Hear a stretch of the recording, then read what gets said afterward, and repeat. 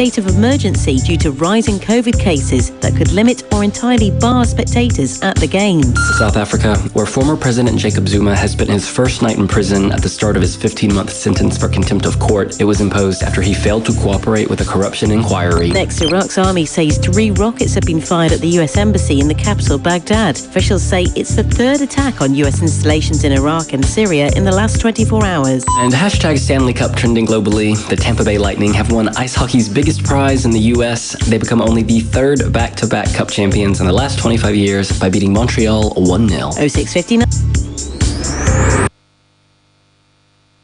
Quick, charge at 240. Hot news, cool vibes, sports, and more on the Integrity Station.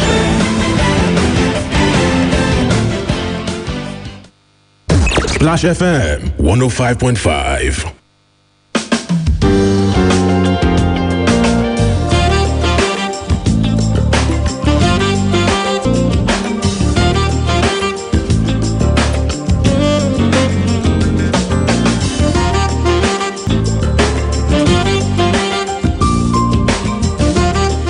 An amazing morning to you again, especially if you're just joining us today. We are glad to have you join us. You're listening to Splash 105.5 FM. It's 3 minutes past 8 a.m. Today's the 8th day of July 2021. Quite a beautiful morning.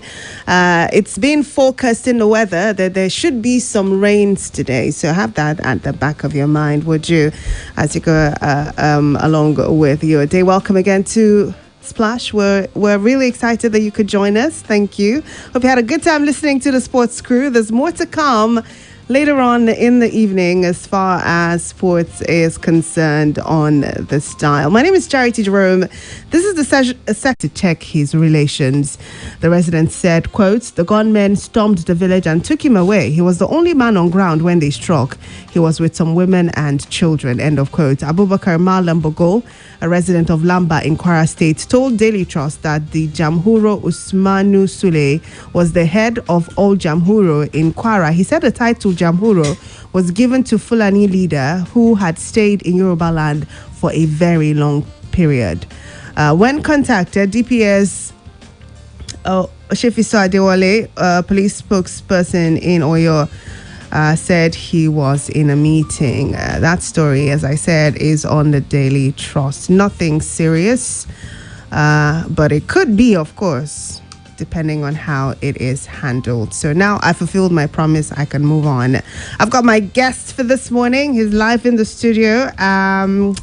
Barrister, thank you for joining us. It's my Welcome pleasure. back. Good morning. Good morning. I'm looking forward to having a really enlightening and educative session on today's Beyond the Surface, because I will be seeking an interpretation from the barrister of certain portions of this bill that's been considered by the National Assembly.